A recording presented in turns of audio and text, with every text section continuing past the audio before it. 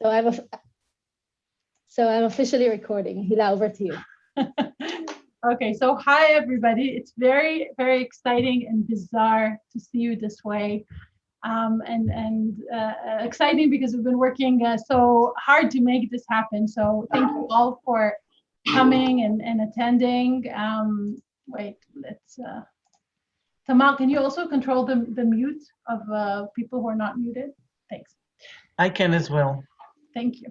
Okay, so thank you all for joining us here today to discuss bilateral labor agreements. We're thrilled to see all conference participants and additional scholars, activists, students, friends, others who joined us to discuss bilateral labor agreements. It sounds really boring to anyone, I think, who is not in this room. So thank you all for joining. We were hoping to host all of you here with us in person, but unfortunately, Zoom will have to do. But hopefully the upside of this is that we can have with us some of you who joined us today who otherwise maybe couldn't have been part of this conversation. This has been a rough year to so many of us, and particularly challenging now for our friends from India who are struggling to contain a terrible and deadly COVID outburst. And to those of us here in Israel and Palestine who are handling the aftermath of a difficult round of war and violence. It's difficult to hold such an international event and skip over these things to deal with the topic at hand. But we do hope that our conversations, formal and informal, during these days will be able to address some of these challenges. We're very grateful and thankful that despite this challenge, we managed to come together. I will say that it's weird, as I said already, to have this conference via Zoom, because one of the goals we all set for ourselves was to create a community of scholars and practitioners working on issues related to BLAs. To this end, we try to include in the online event all sorts of icebreakers and community building. You can see those in the program. Today, we're going to have a show and tell. We'll say more about that later, and all of you are welcome to join. It's just going to be on this Zoom at the end. And one of these events will be tomorrow.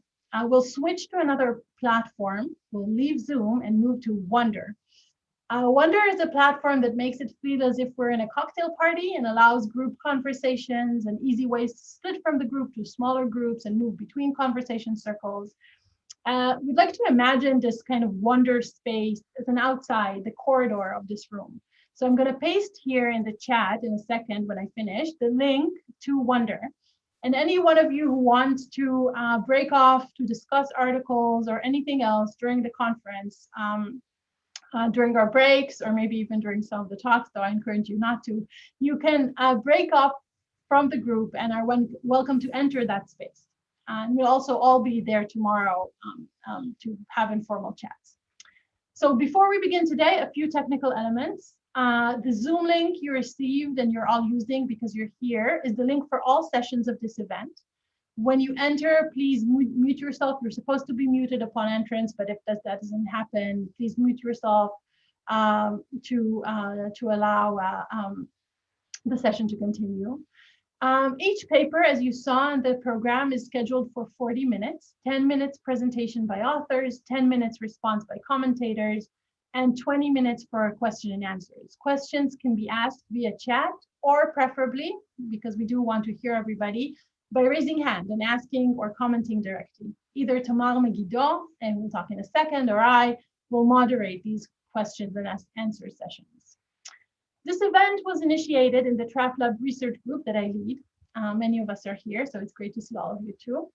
At TrafLab, we take a labor perspectives to human trafficking. We seek a structural solution to deal with severe forms of labor market exploitation in the global economy. The group studies 4 main fields: multilateral, bilateral, and unilateral attempts to govern labor migration. That's the first. National labor and employment legislation and its application and enforcement to the most vulnerable labor sector. We also study unionization and workers' voice. And finally, corporate responsibility. So the conference today is part of our interest in the governance of migration through bilateral instruments. I want to thank Dr. Tamar Megiddo, who initiated this event and pushed it forward. And also Yael Korlander, Avinoam Cohen, and Yuval Livnat from TrafLab, who helped us develop this program. Adam Chilton for joining the organizing committee and agreeing to co-edit the volume of theoretical inquiries in law with Tamar and me. I want to thank the Edmund J. Safra Center for Ethics at Tel Aviv University and the Tegla Center for Interdisciplinary Research of the Law for co-sponsoring this event with TrafLab. And particularly thank Sharon Vered Shaked, who administratively supported this event, as well as the one and only Debbie Seaton, who is here with us, TrafLab's administrative director, that without her, this event and so many other things couldn't have come to life. So thank you, Debbie. If you encounter any problems during this event, you can contact Debbie via the chat or email her, and I'll also put her email in the chat in a second, and she'll either help you or direct you to someone else who can help you. Okay, 3 final issues.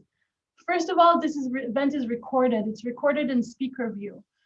So only speakers will be seen in the recording. We send participants a consent form, but if any of the speakers and presenters do not want to be recorded, please let us know. Either me, Debbie, or Tamar, just say something before you begin to talk. We can always pause and stop the recording. I will say that we realize that there's a price we're all paying for this recording, but I think there's also a benefit that is part of the knowledge dissemination that it will enable. But again, if anyone has an issue with that, we can totally stop the recording. Or if afterwards you feel you don't want it to be posted, just let us know. Okay, so that was one thing. The second thing is this event, as you know, will transform into a Theoretical Inquiries in Laws journal volume. We have here with us student members of the editorial board and editors-in-chief of the journal. Some of them will transcribe the sessions, and they will send each contributor a transcript after the event, which will also document the Q&A. Jasmine Venelsbush, the executive editor, she's also here. She can wave, Jasmine, if you want. She will help us manage this event. So you can also contact her with any problems. And in the final session on Tuesday, we'll hear more from Jasmine about the timeline and editing process. Finally, if you want to tweet about this event, please use the hashtag BLAconf21. I'll put that in the chat in a second. And you can also follow us at TrafLab, our Twitter handle. Okay, so that was all the technicalities and all the thank yous, and I'm excited to pass the mic to Tamar to say some substantive stuff, and then we will kick our event. Just kickstart our event. Okay, thank you, Hila. Can you hear me well with these headphones? I never know. Okay, good. Yeah, we can hear you. Okay, so bilateral labor agreements, or BLAs, are international documents agreed to by 2 states which regulate, facilitate, and limit the possibility of one state's citizens to travel to and live in the other state in order to work. While this may sound simple and clear and perhaps an overly narrow topic on which to spend 3 full days of an international conference, in fact, we know very little about BLAs. We know of over 1,000 BLAs. Adam Chilton and his colleagues at Chicago University have compiled a database of over 700 of them. But we also know that many BLAs remain unpublished or secret, and we can safely assume that there are more than 1,000 and possibly even several thousands of them. Despite this fact, BLAs have garnered relatively little academic research, and most, although of course not all of the people who have written academically about BLAs, are either on our program in this conference or in its audience, and we're very privileged for that. Our hope, as Hila has said, is to use this conference in order to build a community of BLA scholars, but also to foster a broader interest among policymakers and activists and academics in BLAs and BLA research. One could say that BLAs, agreements about labor migration, are a subset of bilateral migration agreements, CMAs, if you'd like, a broader category, which may include agreements on student and traineeship visas, readmission agreements, or resettlement agreements, in addition to BLAs. In fact, however, it is very hard to distinguish any of these examples from BLAs, because students often also have a right to work and even stay for several months after graduation for professional training. Traineeship programs, as we've unfortunately seen here in Israel, can be exploited to circumvent quotas placed on the numbers of migrant workers who have come under BLAs, and they may be used as an alternative way to recruit more and cheaper labor. So how should we draw the borders of what BLAs are? This is one question we'll have to think through during these next 3 days. there are others. What do BLAs achieve? Why do governments sign them? Why are they so often defined as non-binding or soft law? Why are they so hard to access? What is their impact on the rights of migrant workers themselves? And have they made any difference for their lived experiences? How do they interact with other documents, national and international, which purport to regulate migration? Many more questions. To our delight, this conference is deeply multidisciplinary and very international. We have lawyers, migration studies and public policy researchers, political scientists, economists, geographers, activists, and scholars.